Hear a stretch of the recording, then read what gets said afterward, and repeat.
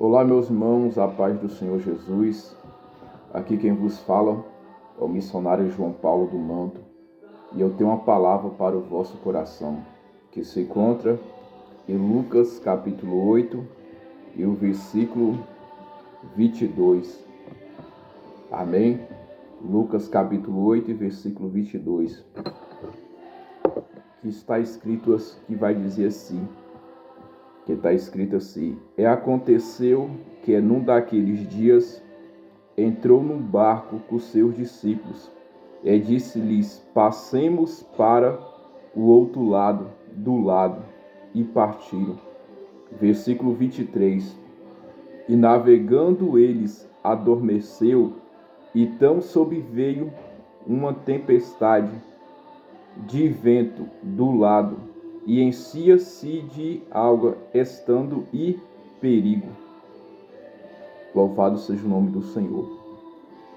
Queridos, a palavra do Senhor vai dizer, aleluias, que naquele grande dia, Jesus entra no barco com seus discípulos, louvado seja o nome do Senhor, e passa para o outro lado.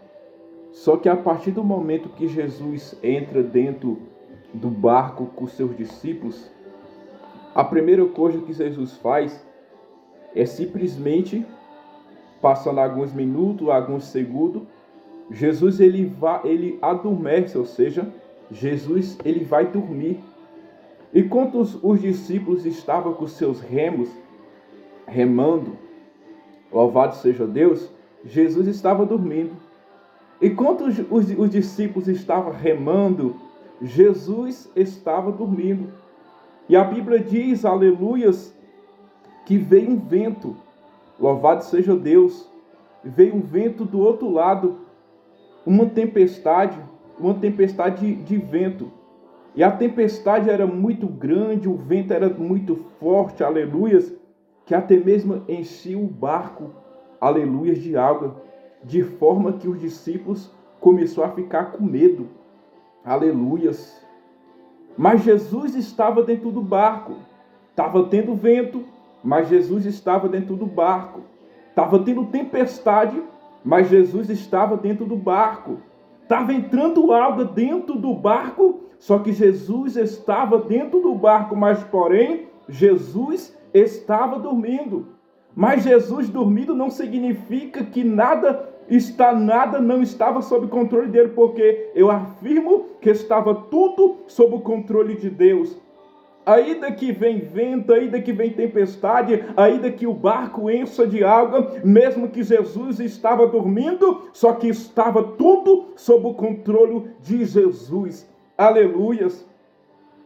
E os discípulos, aleluias, ficou com medo. Os discípulos ficou com medo porque ele estava em perigo, vendo tempestade, vendo água, vendo até mesmo o barco enchendo de água. A única forma foi despertar Jesus.